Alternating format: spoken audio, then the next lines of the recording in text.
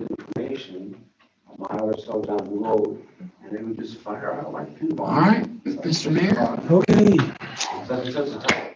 welcome everybody who is in attendance here. Missing two council members, Turk and Bowers, who are excused. The rest of us are here. Welcome everybody and staff. Regular city council meeting, May 11th.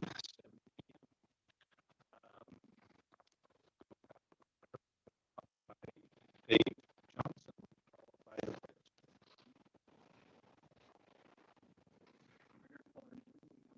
Say,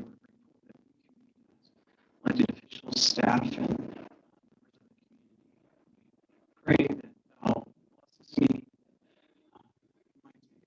And be able to discern the needs of the community. We're grateful for the opportunity that we have to hold a hearing for the public to understand the financial obligations of the city, and grateful for the efforts that have gone into that by staff. And we pray that we can have a these things we ask in the name of Jesus Christ.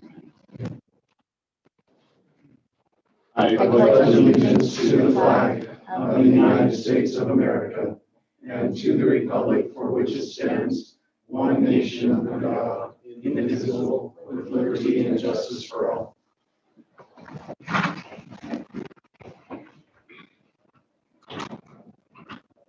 Okay. Council had occasion to review the agenda in the minutes. Are there any comments or corrections? See any? I'll motion we approve the consent agenda and minutes from April 27th and the May 4th, 2021. Second.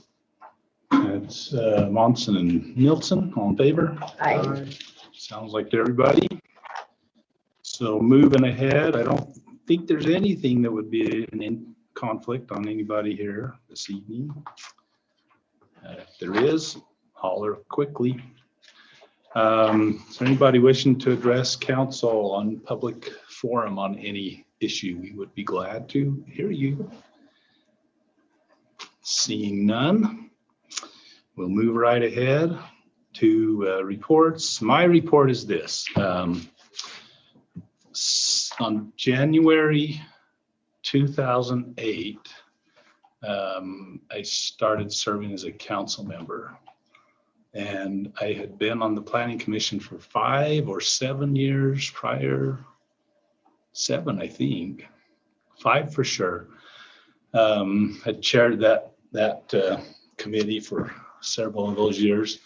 When I came on council, I knew I would have a mailbox up here, and so I wrote these words on here: shift the big dollar spending from fluff to infrastructure.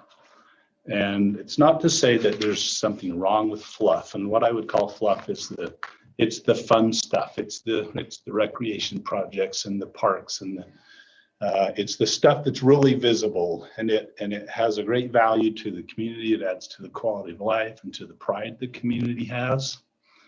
It's good stuff, and there were a lot of years where money was pretty easy to get relative to now, and much easier. And it helped us to build a lot of those nice things that we enjoy in our community. But I was also becoming concerned that we were not paying enough attention to infrastructure kinds of things: power, water, and sewer primarily, natural gas, wastewater, stormwater. And so in the intervening years there, we have finished off a lot of those kinds of projects. And they're not the kinds of things that you have a big ribbon cutting for, and people might not even know they exist. But without the new mountain pipeline, without the upgrades to the electrical system that we've done, without the east side sewer trunk and other improvements we've made, without stormwater things that we've done in the past few years, it's a very different community, and you don't have a basis on which to build your residences, and your fluff, your quality of life kinds of things have to sit on that infrastructure. I guess infrastructure would also include public safety, police and fire. That's the primary job of a community, is to provide those things. And it also is to help provide a sense of community and some of these other community pride kinds of things. And so I've been glad that even those aren't the flashy projects, they're not the things that maybe even a lot of the community doesn't even know that we've done. That's okay. My great uncle Riley said, "He who toots not his own horn shall have his own horn not tooted." And I'm not a big horn tooter. And I've had my horn tooted in this office as the mayor on occasion. The city's been recognized for accomplishing great things, and I didn't really accomplish great things. I was in the position to accept the award, but it's the staff and it's the council and it's the citizens of the community that accomplish great things. I've had occasion to work with 2 mayors and 17 planning commission members and 17 council members in over 19 years. 19 years at the end of this year.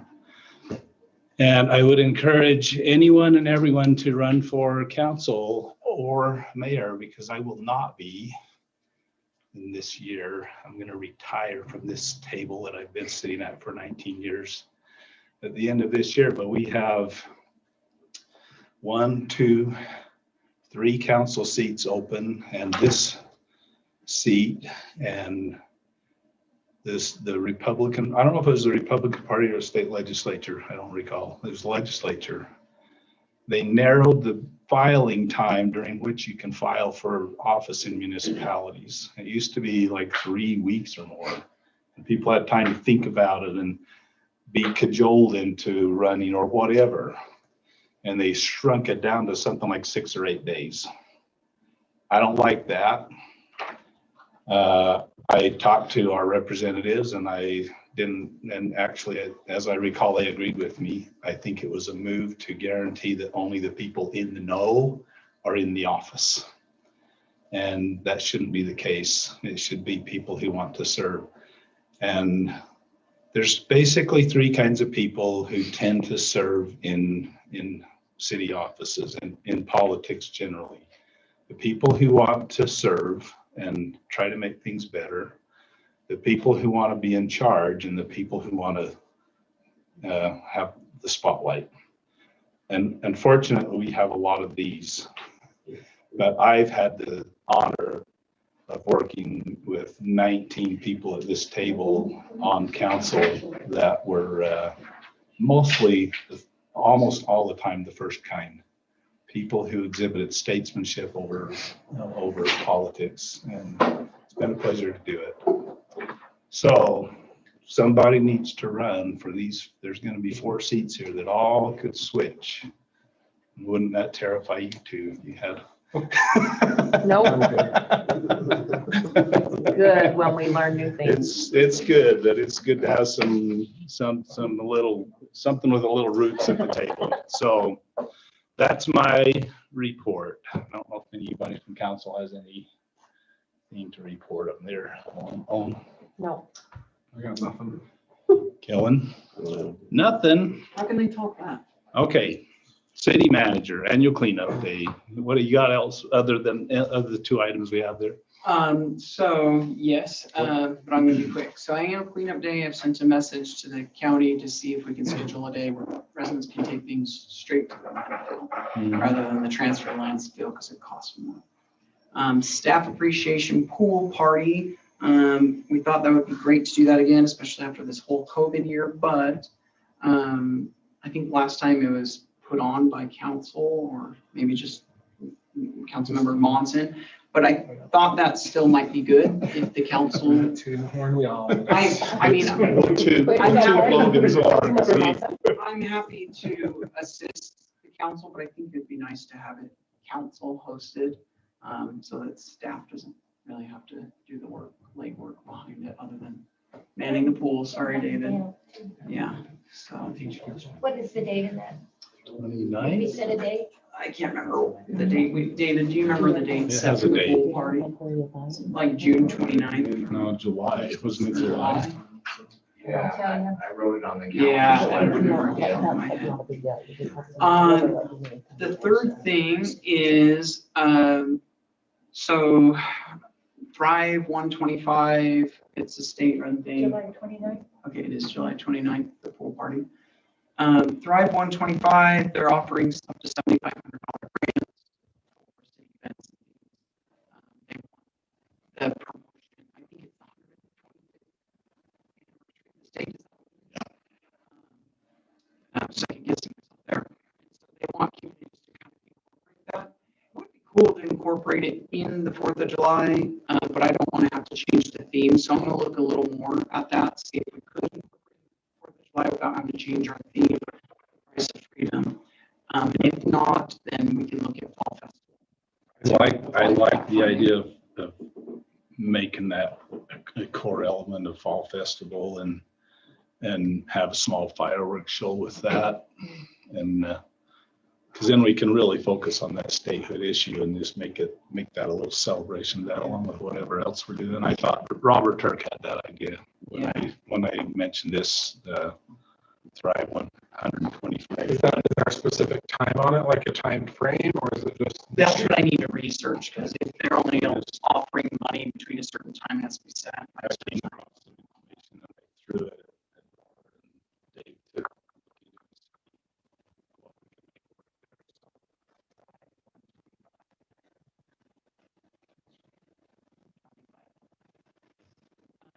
Okay, then the last thing is we worked with USU to do a well-being survey of our community.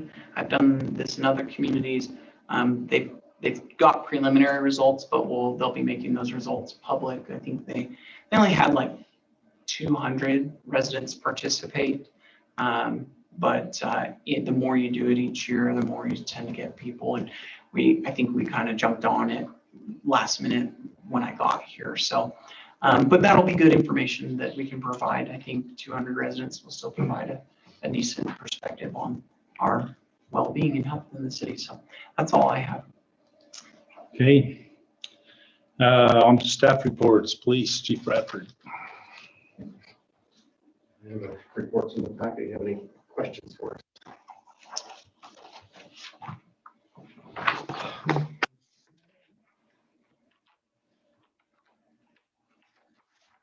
I didn't have any note on there. Has there been any other expansion of the auto theft ring we had going on? We stopped at the 3 and that's where it went. Hmm. We're still trying to determine if it was local or an outside. Somebody passing through. Okay. It's both directions, so we can't narrow it down yet. Okay. Looks good. Thanks, Chief. Rec report. David.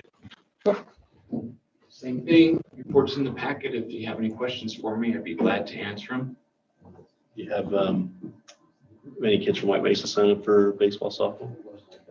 You still not? We're still down on those numbers. However, in there, I put that we had 399 kids with baseball. We had a few late signups since then. So that's broke the 400. What's our outreach for that to encourage them? It's usually going to take some recreation-centric person down there to build the fire going. We get Montezuma Creek and Bluff and White Mesa every year, but they're still, since COVID hit last year, they've still hesitated to come and sign up for some things. So I know we'll get them back. We just need to get back to normal. How many questions? Okay. Pool Thanks. is The water's in there. but 29th, is that just the right day? Yes, yeah. She's Volunteer to ramrod that and do it as well as it was done last year. The big events. I'm not a good planner of big That was good. Didn't make it happen. I was hearing volunteer. I heard contributors. That means I was, And when does the you know what you need. for the public? Good question. The start of Memorial Weekend, be the 29th, Saturday. We do have several events until then. The schools, graduations, and a triathlon, which the triathlon's next Friday. So we'll be ready to go. How cold's that water? The lifeguards are in the water right now training, and it's pretty cold. So I am running the heater, making sure things are running so that we fix that before we open. But it was 61 this morning. By the time they got in, it was 67 this afternoon. He's So working a little bit. it's- A couple degrees makes a bit of a difference. Do we have lifeguards? Are we having enough? Do we still need We're more? never having enough. We still need So more. you'll be lifeguarding quite a bit. So let's hope not. And so will you. We are getting a few, Really? but we could definitely use a few more. So we're happy about it. Okay, perfect. Nice. Other duties as assigned. Okay, anything else for David? Thanks. Sounds like a catch-all for Terry. So dismal. Snow is gone and the runoff lasted a little longer than the snow did, but it really dove off yesterday. So we're not even going to get all of the shares of the irrigation company allocated to us. So we'll have a little bit of water sadly. That's all I have. If there's questions.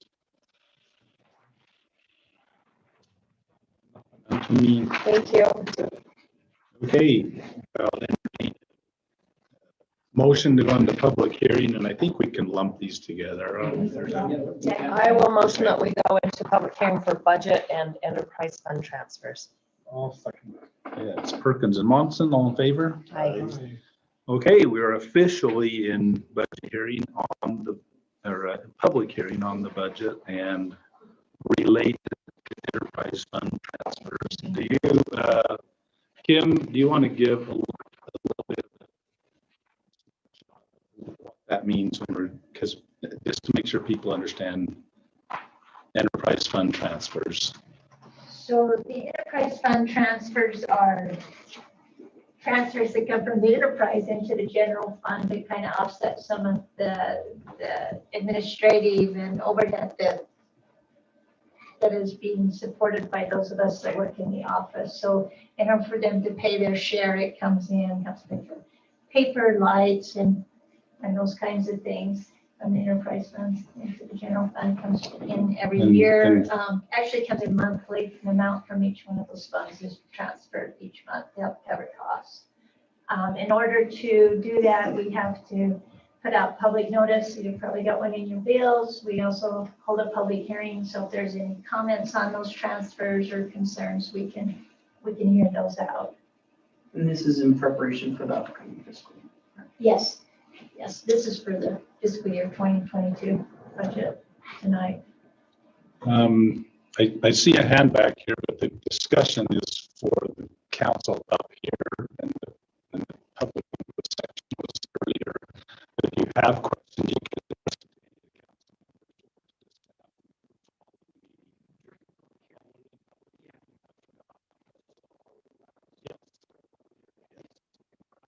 I was just spacing out.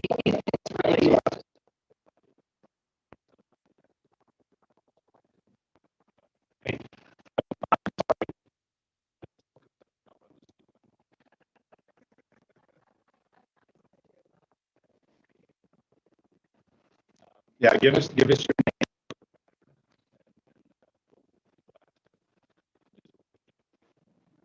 Numbers.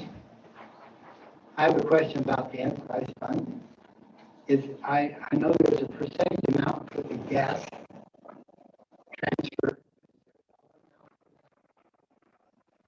Well, it equates, it's a dollar. I can't if I brought my paper. It's in here. It's in it. It's 30,000. Yeah. Yes. So just to clarify a little bit, the enterprises are the businesses. That's the water, power, sewer, natural gas, and so on. And so rather than having the tax burden pay for the administrative overhead of those businesses, the businesses pay for that. So My question involves about $7,000 of money that's come into the gas fund from roughly 75 people here in town, rather than from all gas companies. And I don't think they're getting a lot for it at this point. I wonder if that's last August when I first brought it up.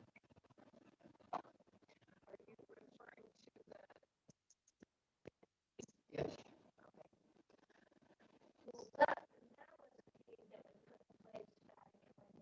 The, Been about gas. 26 years. yeah, it has been in there, and as long, and just for you with that, that as long as they continue to pay that stub fee, then when they do want natural gas, we just hook it up, correct? Correct. So roughly, I think they're saving $1,350 or whatever it is, a connection fee, if they connect now. But they've already put in more than $2,500 each during that period of time. And the stub just sits there. And if this is a good time to discuss that, it's something I'd like to discuss with some of the council members in the future. Sure. I guess, yeah, it would probably be better to engage that further with who's on natural gas now. That's you. So Katie would be a point of contact, as would Dave Johnson. Okay, thank you. Okay. Thank you.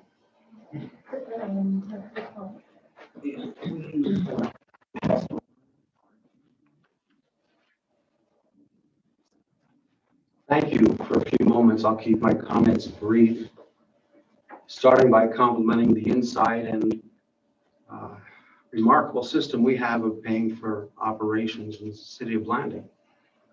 We've got a great system of tax revenues and enterprise fund profits to pay for the system. It's insightful, it works, and it's quite amazing. The whole system culminates tonight with an accounting entry. And the accounting entry, which will in all likelihood pass tonight, will then move into an action. The accounting entries are made, and the books will be closed for 2021 sometime shortly thereafter. I see this as more than an accounting entry. I see this as a report card for the efficacy of city council running the city. And if I look through that through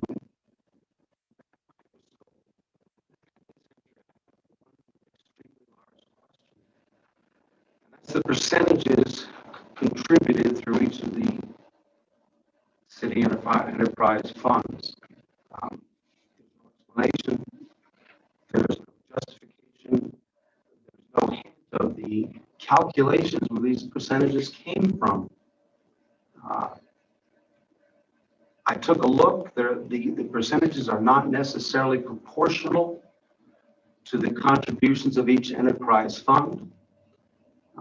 Kim Power was so kind and sent me the income statements for each of the enterprise funds. And again, there's not a correlation, a direct correlation between dollars and where these percentages came from. And I have a great concern over that. Without an explanation, I wonder if these are just pulled out of hats someplace. Maybe they're an old tradition that has never been written down, but I don't see a justification for the percentages. The contribution works and the system works. I question the percentages. Where I come from, they call this document fugazi. Let me bottom line this very quickly.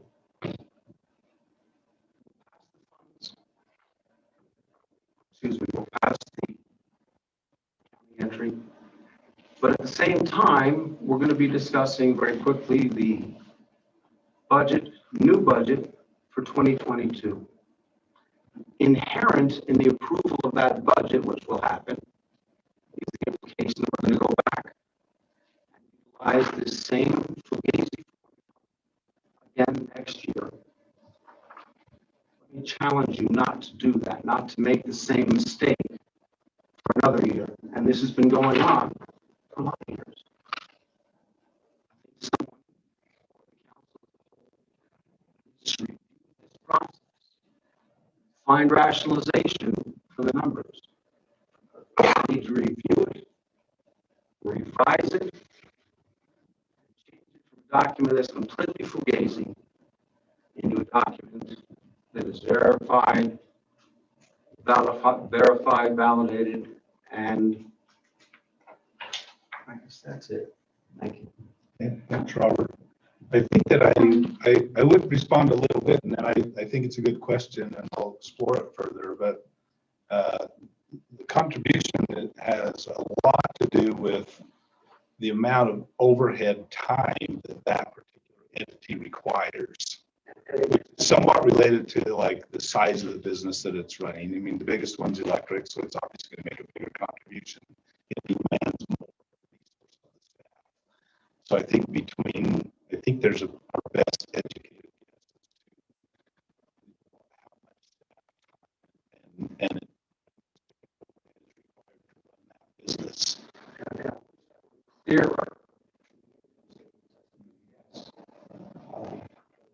couldn't answer it. Okay, that's a good question. Is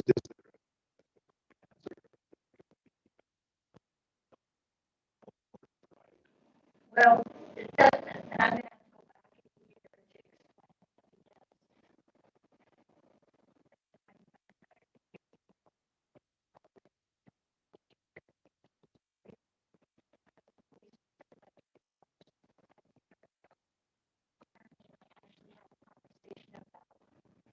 do with these transfers and how to make it more clear and make it more solid, because these are the same transfers that have been happening for several years, and reevaluate what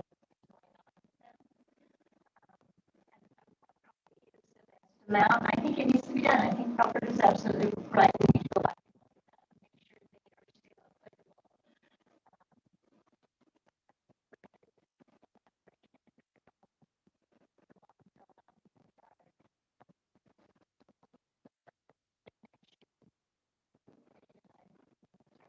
We have had a shortened budget period because it really should have happened during the time we were in the process of hiring a new business administrator.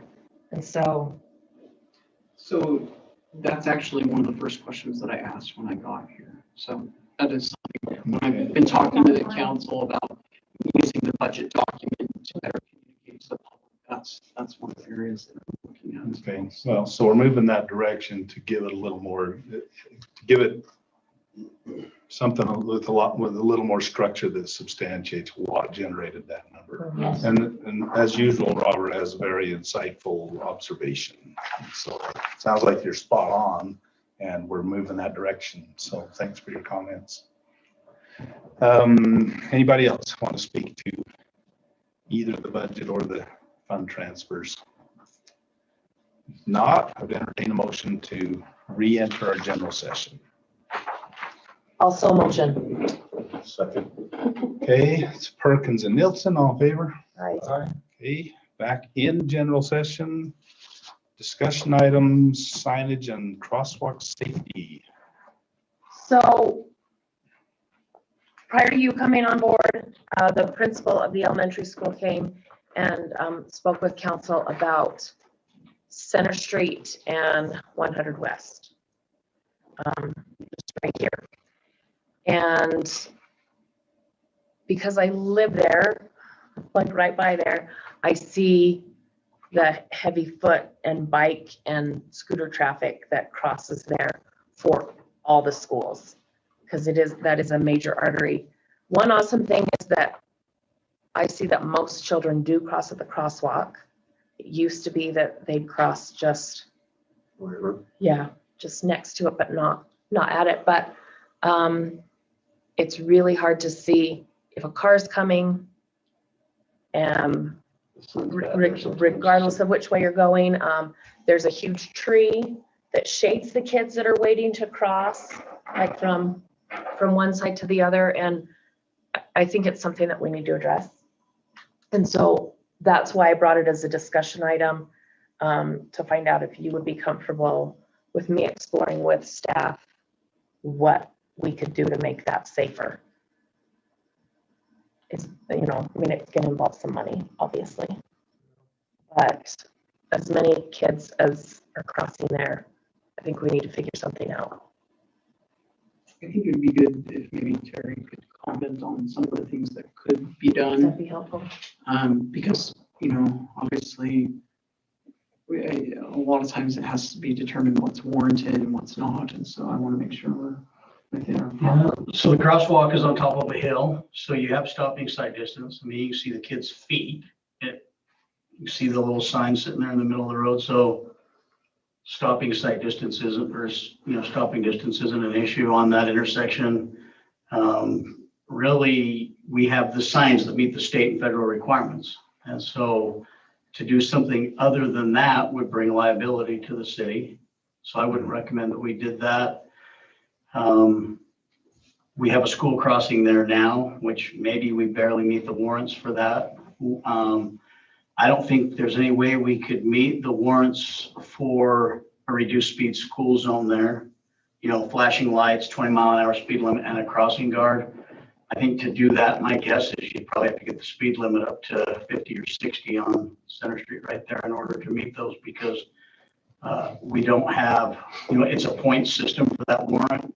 And with the number of kids, you have to have 15 points to get a reduced speed zone. And with the number of kids that we have crossing, we'd get like 2 points. And with the current speed limit, we'd get 1 point.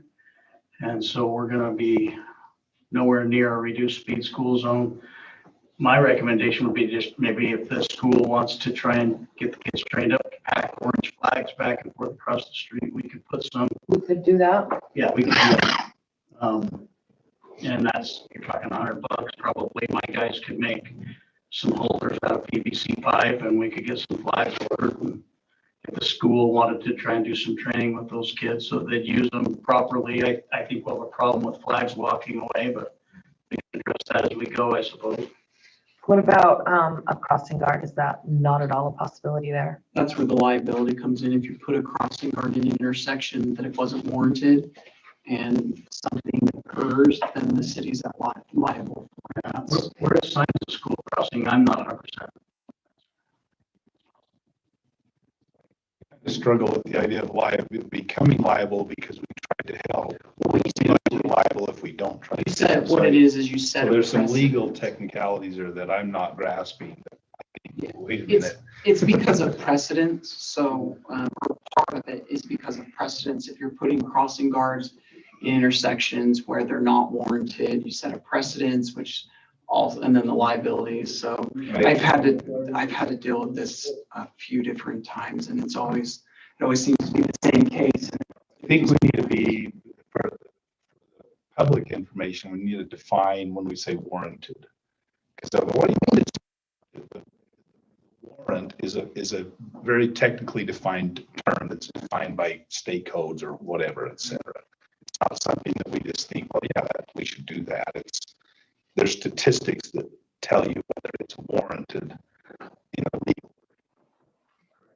safety Basically, you do a sense. traffic study. Right. And there's specific requirements that So need it's to be not, met. yeah, right. It's not just us deciding that we feel like it's not warranted. There's a rule. So And what about turning it into a four-way stop? I don't believe you have enough traffic, but we can look at that. You also have to meet those warrants.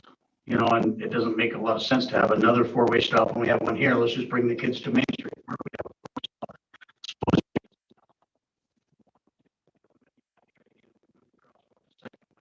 Main Street, and they all know kids want to walk straight north. So we're trying to. And they will walk straight north.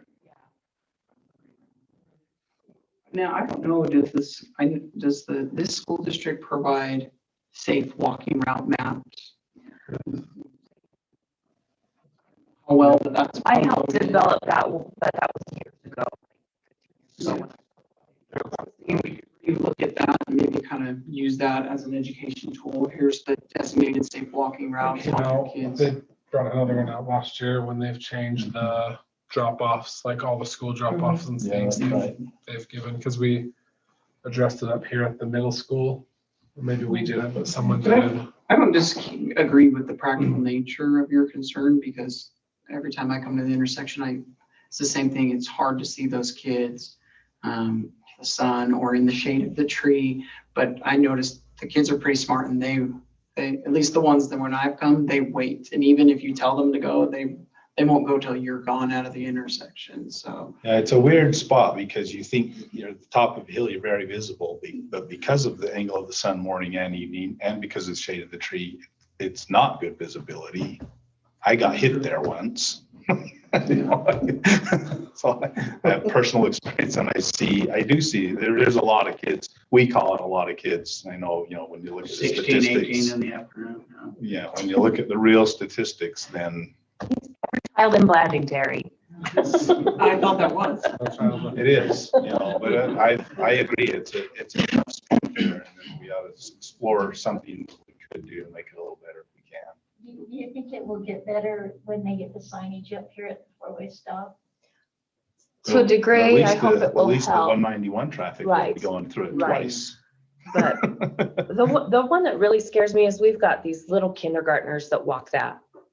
And you can't see that kid when they're in the intersection. You can't see them because they're like 2 feet tall, And Another way around it. there's not many of those. Most parents do pick up their kindergartners, but when I see the little. And Terry and JJ, correct me if I'm wrong, but Speed bump. there's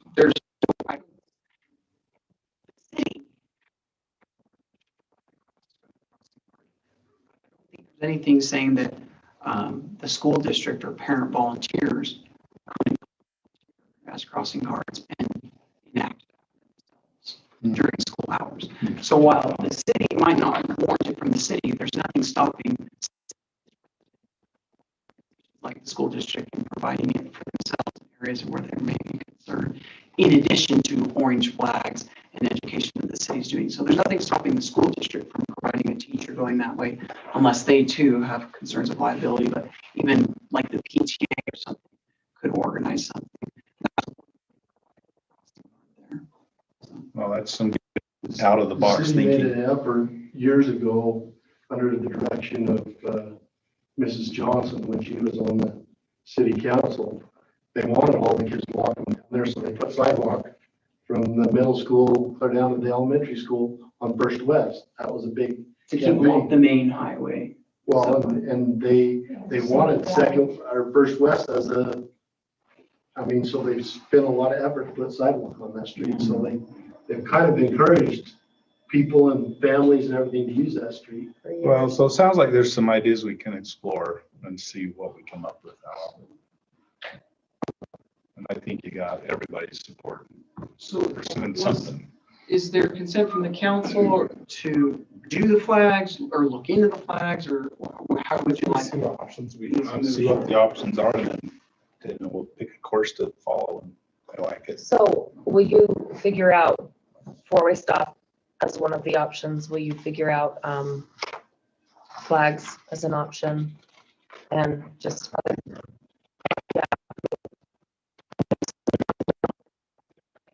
but I think it's important that we show that so let's figure out what we can, and then I can go back to the principal and say we discussed it, and have him discuss it with his school community council for ideas that they have. Yes. So Oh, then similar to, this is very similar, I know it sounds different, but it's very similar to a developer who wants to do something, but they can't do it because of the way the city code is. What I'm trying to get at is, what are things that we can do to do something similar? Maybe it's the city can't provide a crossing guard, but maybe the school district can, or we can do orange flags. So let's figure out, figure out some of those options. thank you. Bring it back. I like it. I was missing the second page of the agenda, and I was thinking we were going to hit my mark, but nope. I would have made it. We're But we still have an item. Oh yeah, 37 and a half. Yeah. I was- Okay. So the wastewater project resolution, want to give us a little groundwork? Mayor, council, we've been over this thing till we're blue in the face, I believe. Kendall's happy, I'm happy, Dave's happy. I would recommend that we Really? Resolution 05-11-2021-1 Westwater Power Project Construction Agreement. And if we do that, we'll get that executed. It'll get to the mayor. It'll go to NTUA, and we'll have that done. I have a draft agreement for engineering services from ICPE. So we can take that to the mayor and we can move forward on this thing. So did that wording change in that agreement? Like We just changed it back to what it was before. So it's back to, Yeah. okay. NTUA's guys are like, Because it never mind. makes sense. We decided we don't have an issue, so. I will make a motion that we adopt resolution 5-11-2021-1 Westwater Power Project. I will second it. Motion by Perkins, second by Monson, all in favor? I Any opposed? thank you. Excellent, great work on just the details of working with the NTUA and the tribe on that, Terry, to get it all ironed out. Okay. I mean, maybe we, I don't know. Is there any purpose for a closed session?